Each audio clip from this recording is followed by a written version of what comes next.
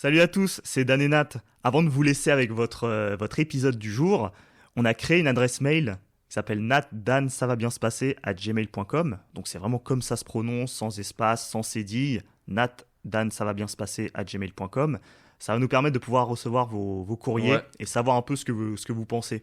Si vous avez des questions, si vous avez des anecdotes, vous aussi à nous dire par rapport à ça, les expériences qu'on partage avec vous, si vous avez vécu les mêmes choses, ou si par exemple vous êtes en désaccord avec nous, n'hésitez pas à nous le dire et on se fera un plaisir de vous répondre directement via les prochains podcasts. Ouais, et puis on lira votre Ouais. message directement. Donc si vous avez même des dédicaces, Ouais. Donc voilà, on vous laisse maintenant avec votre épisode. voilà. N'hésitez pas à liker, partager, à vous abonner, à noter 5 étoiles sur les plateformes de podcast. Yes. Et on se dit à tout de suite. Aristote, l'antagoniste des philosophes. Aristote est un philosophe et polymathe grec de l'Antiquité. Il est avec Platon, dont il a été le disciple à l'Académie, l'un des penseurs les plus influents que le monde occidental ait connu. Il était souvent en désaccord avec les idées des autres philosophes, y compris celles de Démocrite et de Platon. Aristote est connu pour ses contributions à la logique, notamment pour avoir formalisé la logique aristotélicienne, qui est toujours largement utilisée aujourd'hui. Il a également étudié la métaphysique, en cherchant à comprendre la nature de la réalité et de l'existence. En biologie, Aristote a étudié les plantes et les animaux, et a élaboré une théorie de la classification des êtres vivants. Il a également exploré la physique en cherchant à comprendre les lois de la nature et la manière dont les objets se déplacent et interagissent. En politique, Aristote a proposé des idées sur la manière de gouverner de manière juste et efficace, et a soutenu que la meilleure forme de gouvernement est celle qui convient le mieux à la société dans laquelle elle s'applique. Démocrite d'Abdère, né vers 460 avant Jésus-Christ à Abdère, est mort en 370 avant Jésus-Christ. C'est un philosophe grec considéré comme matérialiste en raison de sa conception d'un univers constitué d'atomes et de vide. Platon, né en 428 avant Jésus-Christ et mort en 348 avant Jésus-Christ à Athènes, est un philosophe antique de la Grèce classique, contemporain de la démocratie athénienne et des sophistes qu'il critiqua vigoureusement. Pourquoi Aristote était en désaccord avec les idées de Démocrite ?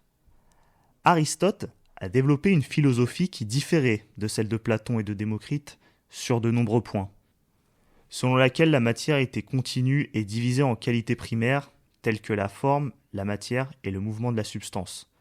Selon Aristote, la matière était divisible à l'infini, ce qui signifie qu'elle ne pouvait pas être composée d'atomes indivisibles tels que ceux proposés par Démocrite. Aristote a également rejeté la théorie de Démocrite selon laquelle le vide existe. Pour Aristote, le vide ne pouvait pas exister, car il était impossible qu'il y ait un espace où il n'y avait rien. Aristote avait une vision plus holistique de la nature et considérait que tout dans l'univers était lié et interconnecté. Pour lui, la matière était animée par une force interne qui la faisait bouger et changer, et cette force était appelée forme. Cette conception de la matière était très différente de celle de Démocrite, qui considérait la matière comme composée d'atomes éternels et immuables qui se déplaçaient dans un vide infini. Démocrite, lui, était célèbre pour avoir développé une théorie atomique de la matière, qui stipule que toute la matière est composée d'atomes indivisibles qui se déplacent dans un vide infini. Selon cette théorie, les atomes sont éternels, immuables et invisibles à l'œil nu. Démocrite a formulé cette théorie en se basant sur des observations empiriques et des raisonnements philosophiques. Il a également réalisé plusieurs expériences pour illustrer et renforcer sa théorie. L'une de ces expériences était la dissolution du sel dans l'eau. Démocrite a observé que lorsqu'on dissout du sel dans l'eau, la solution devient salée, et le sel disparaît complètement. Il en a conclu que le sel était composé de particules extrêmement petites et indivisibles, qui se mélangeaient avec les particules d'eau pour créer une solution homogène. Une autre expérience de Démocrite consistait à couper un morceau de matière en deux, puis en 4, puis en 8, et ainsi de suite, jusqu'à atteindre un point où la matière ne pouvait plus être divisée. Il en a conclu que la matière était composée d'éléments fondamentaux indivisibles, qu'il a appelés des atomes. Ces expériences ont contribué à renforcer la théorie atomique de la matière proposée par Démocrite, qui est aujourd'hui considérée comme l'un des fondements de la physique et de la chimie moderne. Au cours des siècles suivants, la théorie atomique a été développée et raffinée par des scientifiques tels que John Dalton, Albert Einstein et Niels Bohr, qui ont fourni des preuves expérimentales pour soutenir l'idée que la matière est composée d'atomes indivisibles. Aujourd'hui, la théorie atomique est largement acceptée en sciences et considérée comme l'un des fondements de la physique et de la chimie moderne. Cependant, il reconnaissait que Démocrite était un penseur important et respectait son travail en matière de philosophie naturelle. Citation de Aristote contre Démocrite. Dans son livre « Physique », Aristote critique la théorie de Démocrite selon laquelle tout est composé d'atomes indivisibles et immuables, en disant « Il est absurde de penser qu'un corps peut être composé d'éléments indivisibles qui ne sont ni grands ni petits, ni en nombre ni en figure déterminée. » Dans son livre « De l'âme », Aristote critique la théorie atomique de Démocrite en disant « Leurs atomes ne sont ni sensibles ni concevables. Les sens n'aperçoivent que les corps, et la raison ne peut atteindre que des êtres qui sont une réalité. » Dans son livre « Métaphysique », Aristote critique également la théorie de Démocrite en affirmant que la matière ne peut pas être composée d'atomes indivisibles mais doit être continue et divisible à l'infini. On dirait que Aristote c'était vraiment le philosophe qui connaît tout, quoi. Ouais, c'est clair. On va partir sur ce qu'il pensait de Platon maintenant. Ouais. Sur quel sujet Aristote était-il en désaccord avec son mentor Platon ? L'un des désaccords majeurs entre Aristote et Platon concerne leur approche de la connaissance. Platon a développé l'idée que la connaissance est basée sur la contemplation des formes ou des idées éternelles, qui existent au-delà de la réalité physique. Pour lui, la réalité physique est un monde imparfait et changeant qui reflète ses formes. En revanche, Aristote a développé une approche plus empirique et naturaliste de la connaissance, qui repose sur l'observation et l'expérience de la réalité physique elle-même. Il croyait que la connaissance se développe en partant des observations et en induisant des principes généraux à partir de ces observations. Un autre désaccord important entre les deux philosophes concerne leur théorie de l'âme. Platon considérait que l'âme était immortelle et préexistait à la vie physique, et qu'elle retournait à un monde éternel après la mort. En revanche, Aristote croyait que l'âme était un aspect inhérent à tout être vivant, et qu'elle était liée à la vie physique. Enfin, Aristote a également remis en question la vision politique de Platon, qui considérait que la meilleure forme de gouvernement est une aristocratie dirigée par des philosophes. Aristote, pour sa part, croyait que le meilleur gouvernement est celui qui convient le mieux à la société dans laquelle il s'applique, et qu'il devait être basé sur une constitution qui équilibre les pouvoirs et les intérêts des différentes classes sociales.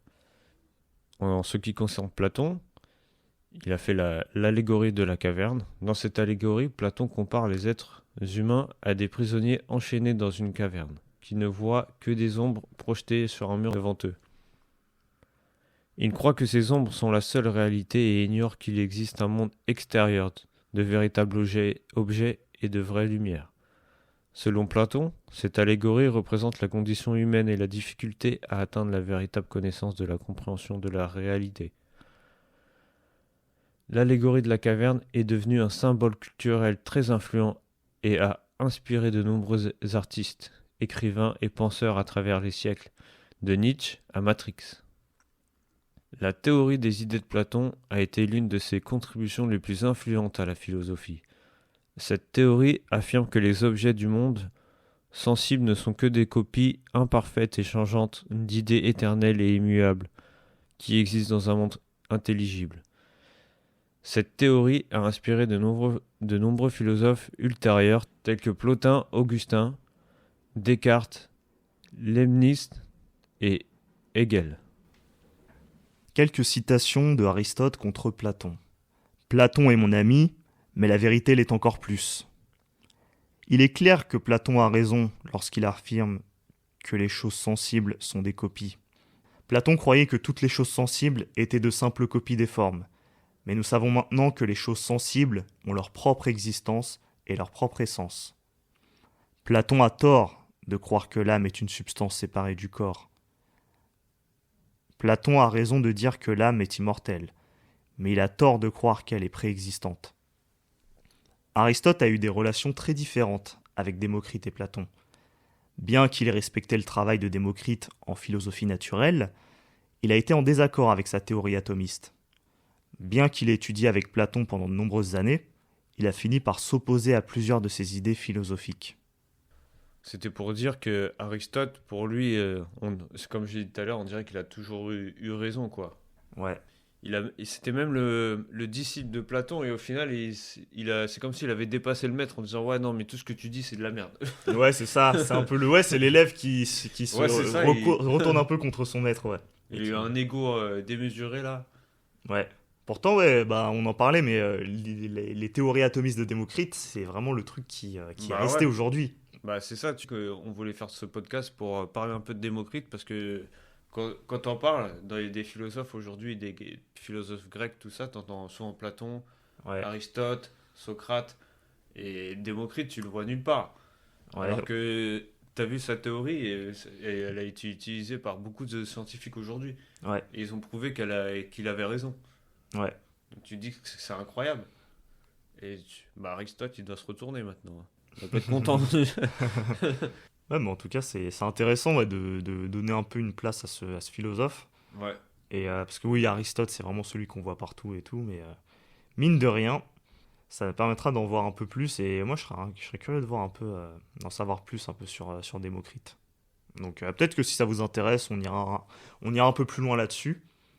En tout cas, voilà. Ouais, en plus, j'avais commencé un livre sur Démocrite. Donc au pire des cas, il faudra que je le finisse et qu'après, je t'en parle et on en fait un podcast. Ouais.